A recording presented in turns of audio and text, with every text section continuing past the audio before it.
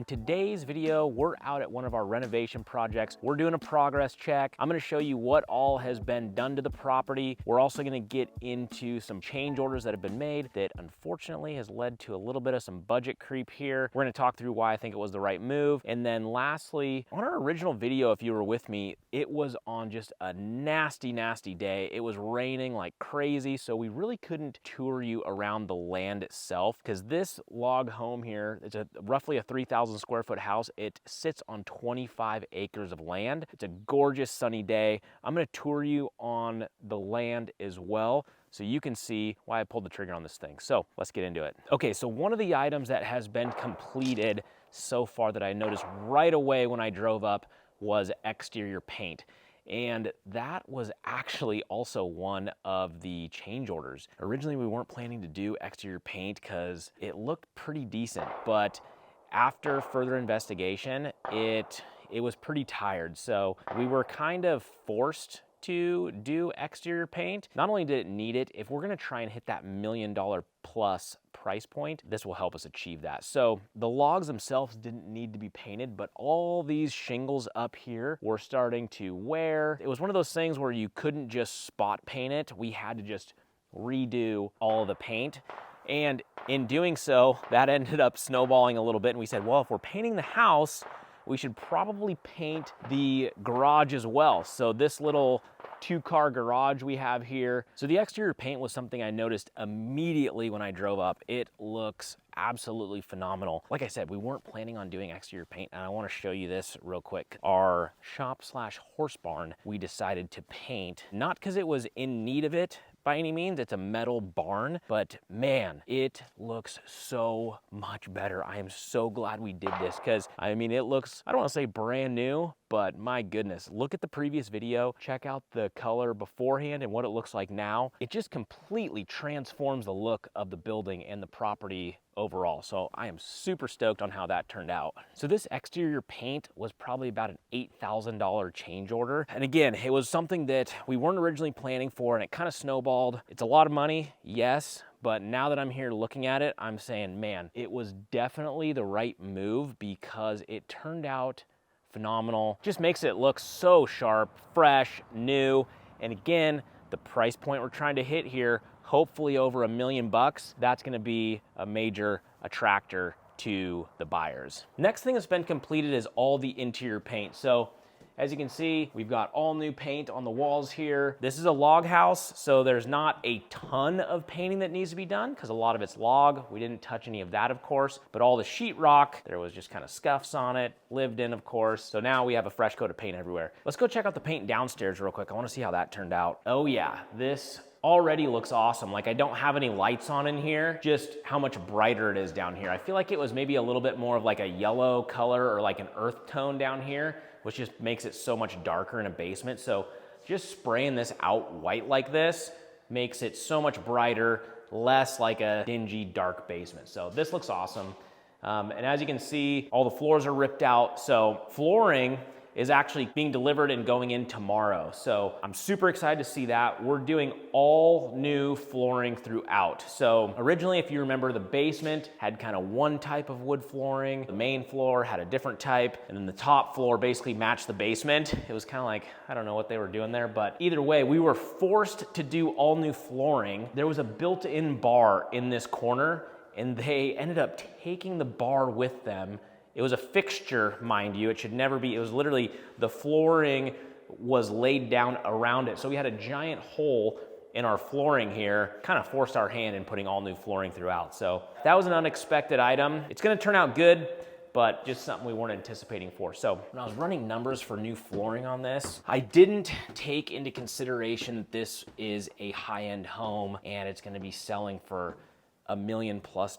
So silly me, I ran the calculations based off of just kind of our standard flooring that we put in most of our houses. We needed to choose a higher end floor to go in here. So that was kind of change order number 2 that took place, was we decided to go with a higher end flooring. That bumped us probably like $4,000 on just choosing a nicer flooring. So not ideal. That's a mistake on me. I'm glad we caught it beforehand because last thing we'd want to do is finish the renovation on this place and have some cheap LVP flooring in here and being like, why did we put that in here? So ideally next time we catch it beforehand. As you can see here, we have no kitchen. Our plan was to save this kitchen. It's one of those where it looked good from afar, but it was far from good. Once you started opening the cabinets, the hinges were pretty wonky. There was just kind of water stains on them. There was just a lot of damage. I just said, hey, we cannot have these crappy cabinets and beat up cabinets in a home that we're gonna be pricing for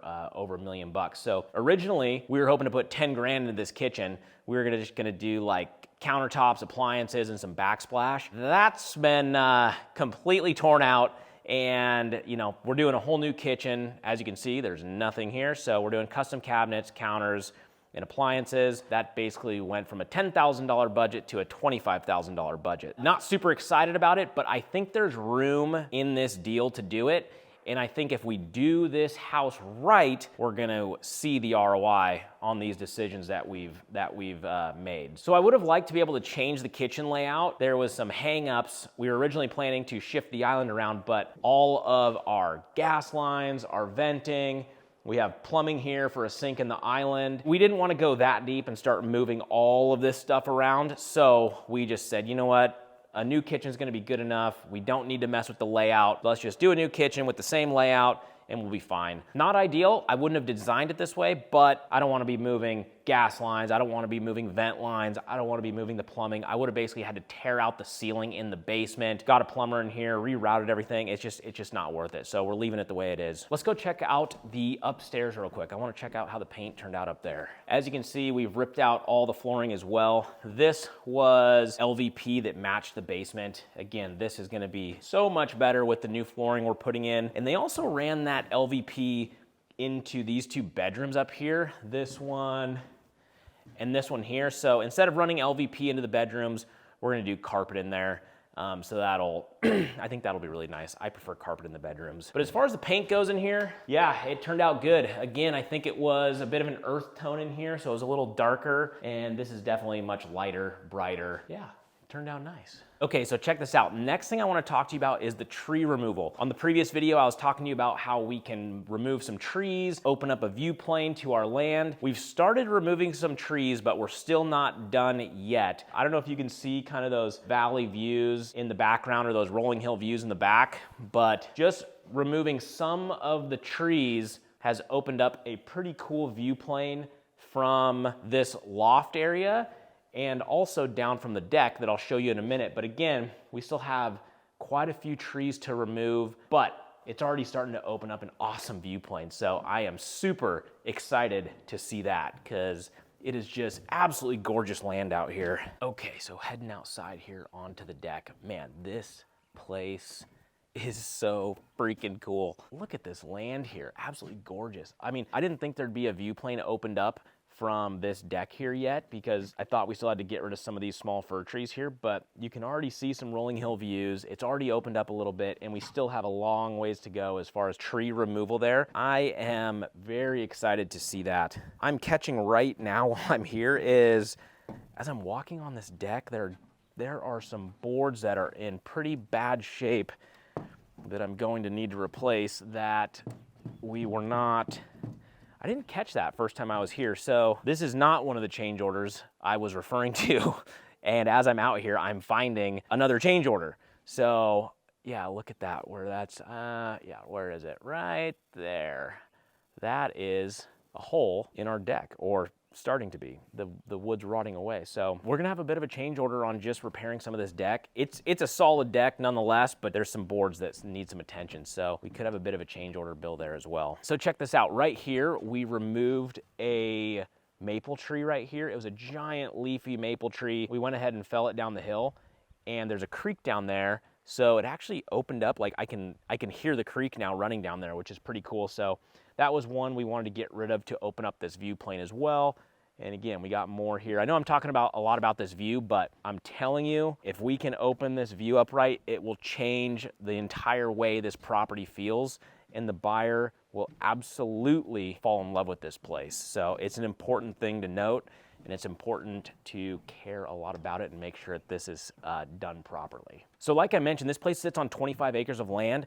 Last time I wasn't able to tour you because it was a nasty rainy day. It was socked in. I'm gonna take you down below here real quick and show you what we're working with, because this is a super cool spot and I think you're gonna like it. So right here next to the house is a road that goes down to the lower portion of the property. We're gonna be walking down there in just a second, but real quick, I just wanna note how gorgeous this setting is.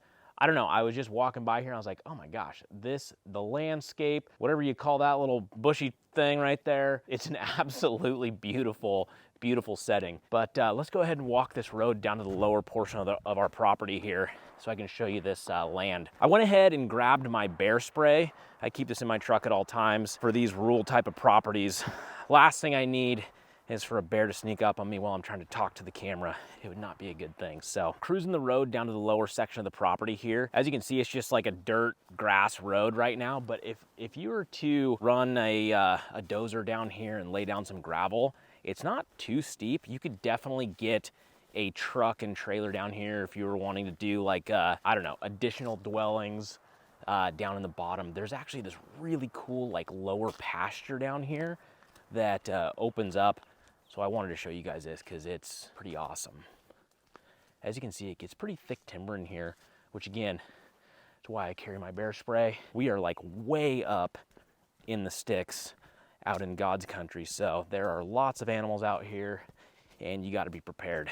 Okay, so this is where we're walking this road and this is where it kind of opens up into this other lower meadow here. So this 25 acres, there's a road system that goes all the way around the whole 25 acres, runs down into this meadow that we're walking in now, up and over the bank, across the creek, up on the other side of that canyon over there and around.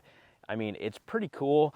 And it's starting to get a bit overgrown. We're probably gonna want to get a brush hog in here to basically open up the road so that the buyers, when they are touring this thing, have the ability to actually walk the land and understand what's going on. Because if you don't walk down this road, you almost think that the land isn't really usable because it's hard to see from the house. It just kind of looks like it kind of goes down a steep bank. But in reality, there's quite a bit of usable land here. Okay, so just so you can get your bearings, our house is right up there. So the deck we were standing on and trying to view out towards the valley views, that, I mean, literally, it's just right up there.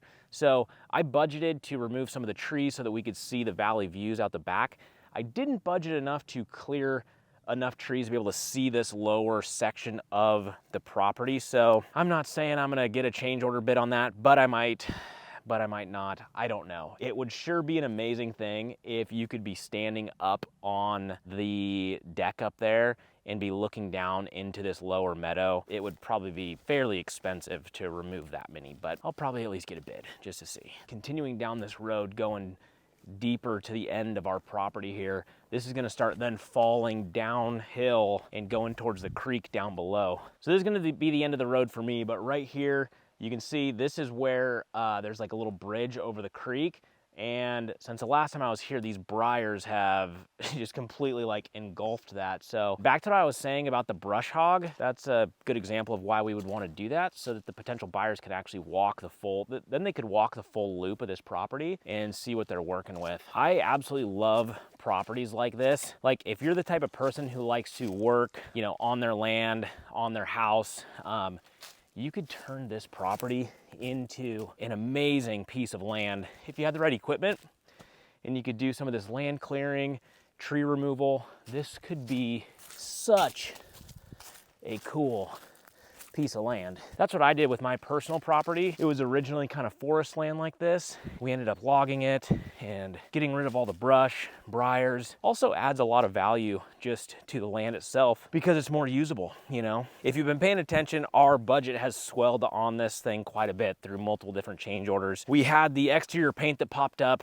That was around $7,000. Then we had the flooring, little snafu where I misbudgeted there. That was on me, but materials and labor is gonna cost us roughly another $4,000. So, and then additionally, we decided to do the full kitchen. Yeah, the kitchen went from 10 to 15 grand, so that's an additional 26,000. Originally, we were hoping to keep this thing to like a $50,000 budget. Add 26 to it, that puts us at 76,000. Then I just walked on the deck.